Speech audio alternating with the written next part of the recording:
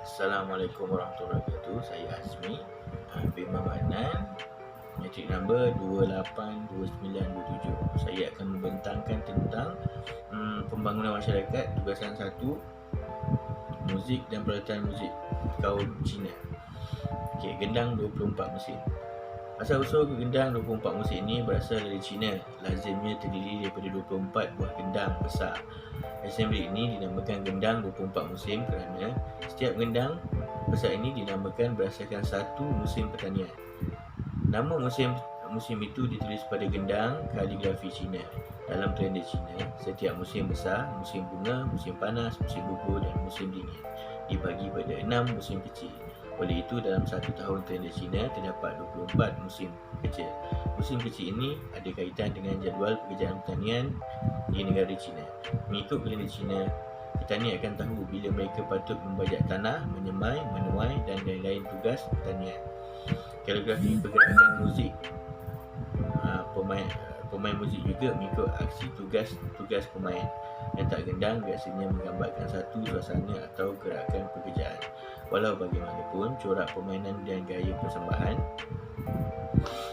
agak berbeza dari satu kawasan dengan kawasan yang lain mengikut kehendak jurulatih.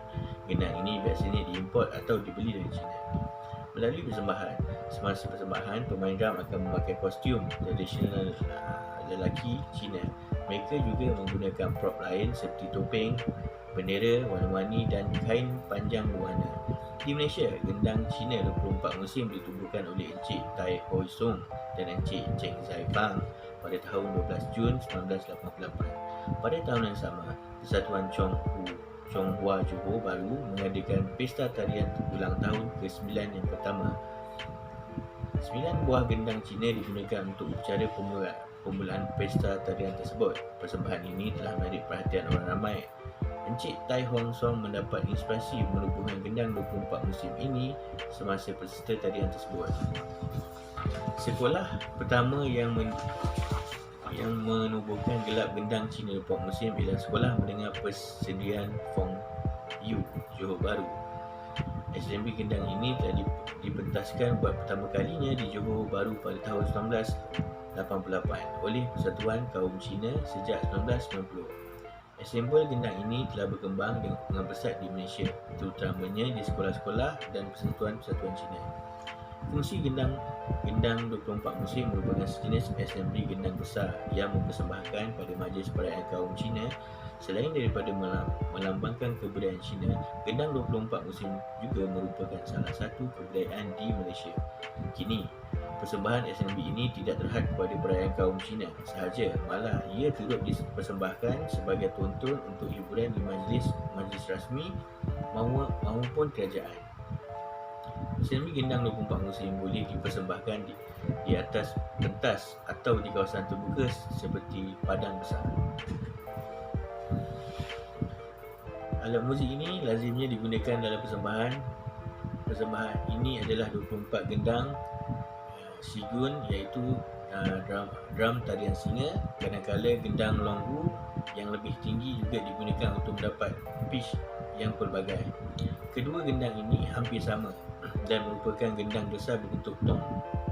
Gendang ini punya satu muka kulit kerbau atau lembu pada bahagian atas yang dipaku pada bahagian kayu dengan paku besi. Di dalam gendang ini terdapat beberapa dawai besi seperti spring yang memberi warna tone istimewa. Gendang ini diletak di atas rak kayu berkaki 4. Muka kulit gendang dipukul dengan 2 pukulan kayu. Teknik permainan. Setiap gendang menghasilkan kualiti tone atau timbre yang berbeza.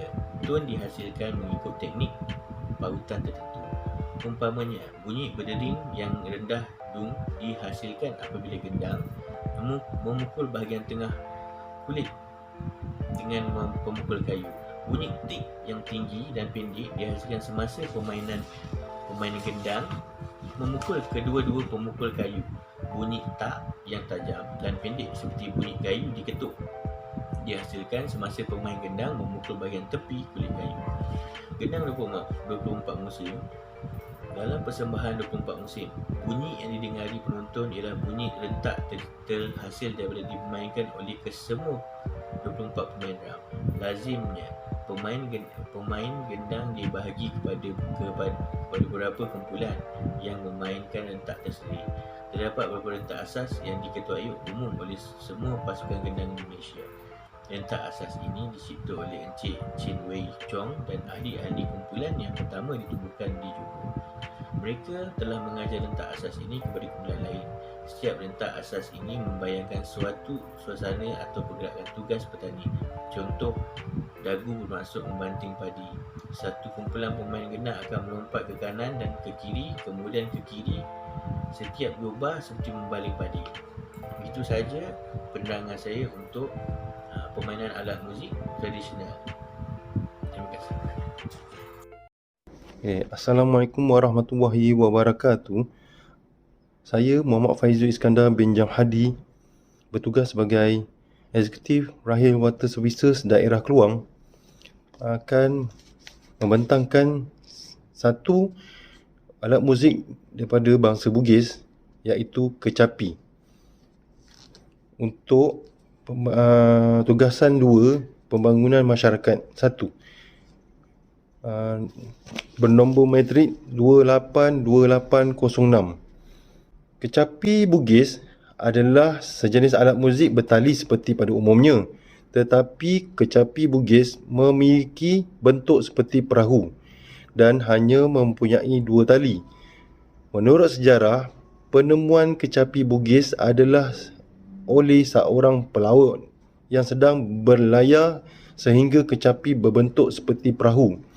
Sekiranya kita ingin melihat keunikan yang terdapat dalam kecapi, semua ada terdapat dalam instrumen dan lagu. Muzik kecapi jenis ini dapat dimainkan secara berkumpulan ataupun secara individu kerana bentuknya yang sangat unik. Muzik ini dapat dikolaborasikan dengan jenis muzik lain seperti biola, mandolin, gendang, seruling dan lain-lain. Okey, itu saja daripada saya. Sekian, terima kasih. Wabillahi taufik wa hidayah. Wassalamualaikum warahmatullahi wabarakatuh. Dan juga suku-suku kaum lain di dalam komuniti orang Ulu. Pada asalnya, sape dimainkan untuk upacara ritual di rumah panjang, dan setelah mengalami peredaran masa, sape telah berubah menjadi alat muzik hiburan dan kegiatan sosial seperti iringan untuk tarian tradisional seperti ngajat. Sape berbentuk seperti gambus panjang dan bertali 4. Badan sape biasanya diperbuat daripada satu batang pokok dengan banyak alatan moden dan mencecah sehingga sepanjang 1 meter. Di permukaan sape ini, kebiasaannya didapati ukiran bermotif orang Ulu di Sarawak serta diwarnakan sama ada merah atau hitam. Lazimnya, apabila sape dimainkan, ianya akan diiringi dengan tarian ngajat lasan. Ngajat lasan merupakan tarian yang ditarikan oleh para lelaki maupun wanita. Tarian-tarian ini memerlukan alunan muzik sape. Sejak 1970-an, muzik tradisional sape sering dimainkan di majlis urusan rasmi Kerajaan Negeri Sarawak. Dan sehingga kini, penggunaan alat muzik sape semakin digemari, terutamanya masyarakat yang tinggal di negeri Sarawak. Okey, itu saja daripada saya. Sekian, terima kasih. Assalamualaikum dan salam sejahtera. Nama saya Khairul Salihin bin Husni Tamrin, memegang nombor metrik 282778. Okey, hari ini saya akan bentangkan satu tugasan kumpulan, iaitu budaya masyarakat, berkaitan dengan pelantun muzik kaum Melayu, iaitu kompang. Okey, mari kita tengok apa itu kompang. Kompang merupakan sebuah instrumen ataupun alat tradisional kaum Melayu yang paling popular. Biasanya kompang ini digunakan dalam pelbagai acara sosial seperti perkahwinan, khatam Al-Quran dan sambutan Maulid Rasul. Reka bentuk kompang ini seakan-akan rebana. Ia dikategorikan sebagai gendang. Kompang ni dia ada mempunyai 2 bahagian, iaitu bahagian muka dan bahagian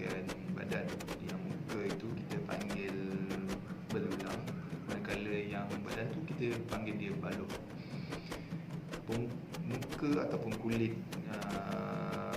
belulang ni, dulu dia dibuat daripada kulit kambing sebelum ni lah, tapi telah diinovasikan di mana kulit permukaan tu ditukar kepada kulit lembu, kerbau, malah ada yang gunakan getah sintetik.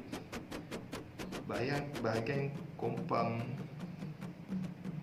yang tepi tu boleh dibuat daripada kayu keras, iaitu dari pokok nangka.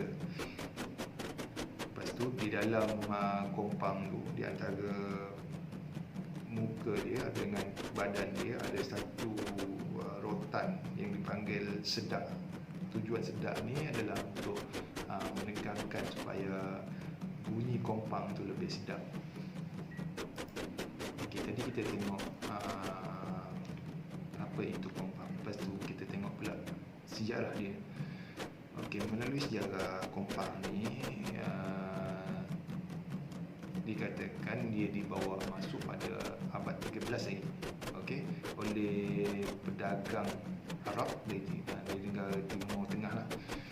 Okay, tujuan dia orang bawa masuk kompang ni adalah untuk menarik perhatian. Tak tahulah macam mana, sama ada dia menyanyi ke apa kan. So untuk orang tempatan beli barang dagangan dia orang. Jadi lepas daripada tu dia orang memperluaskan lagi, yang pedagang ni memperluaskan lagi pengaruh kompang ni seluruh tanah Melayu dan menjadikan kompang sebagai satu alatan kesenian. Okey, kita dah cerita pasal sejarah kompang.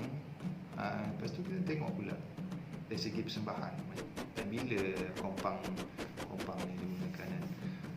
Okey, yang pertama sekali kompang ni digunakan untuk mengiringi suara vokal seperti nyanyian secara solo atau secara kumpulan seperti nasyid dan marhaban.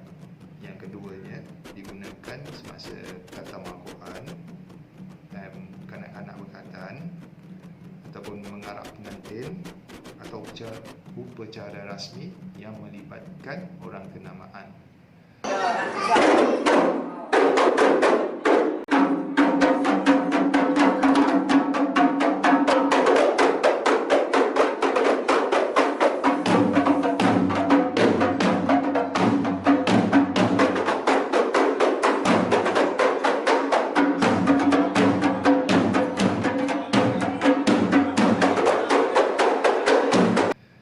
Kompang ni merupakan salah satu elemen ensemble lain seperti orkestra, capung, lampung, lagu etnik kreatif dan gamelan. Sebagai perangsang, kompang ini juga digunakan sebagai perangsang semangat kepada pasukan bertanding. Contohnya pasukan bola sepak. Ada juga kompang ni pada zaman sekarang lah dipertandingkan. Okey, acara kompang ni dipertandingkan seperti paluan kompang berformasi. Okey, sekarang saya akan terangkan macam mana ataupun bagaimana teknik permainan kompang. Biasanya kompang ni dimainkan sama ada kita keadaan duduk ataupun berdiri. Okay, kompang bila dipegang, dia menggunakan sama ada tangan kiri atau tangan kanan. Sebelah kanan akan memegang dan sebelah lagi akan membuat paluan. Okay, secara asasnya kompang ni mempunyai dua bunyi, iaitu pak dengan pung. Okey, bunyi pak tadi tu, bunyi pak tu terhasil apabila di bahagian tengah-tengah permukaan tu kompang tu dipalu dengan menggunakan dengan keadaan tangan serta jari terbuka. Maksudnya gini, buka kita ketuk pam, bunyi kompang bunyi pam. Lepas tu dia sebenarnya kekuatan bunyi tu dia terhasil sebenarnya dari kita punya jari ni lah. Okey, bulan tapak jari tu yang menunjukkan dia punya padu tu lah, bunyi pak tu. Lepas tu bunyi pung pula. Bunyi pung tu dia terhasil daripada bila 1/3 kompang tu, 1/3 bawah ni lah, bawah ni kan, 3 permukaan tu dipukul dengan jari tertutup pula. Tadi yang pak tu buka kan, yang ni pung tertutup pula. Okey, bila tutup kita akan palu bawah ni, so dia akan bunyi pung. Macam itulah lebih kurang. Saya pun nak cerita pun saya tak kerti sangat, tapi tak apa, lebih kurang apa yang saya baca lah dia punya cara permainan. Okey, itu saja pembincangan saya pada hari ini. Kata semoga permainan ataupun alatan muzik Melayu tradisional ni takkan hilang, luput, ditelan zaman. Kita sama-sama sebagai terutamanya orang Melayu kita ni lah menjaga peralatan tradisional supaya ia berterusan sehingga ke zaman anak cucu kita nanti lah. So itu je dari saya. Assalamualaikum.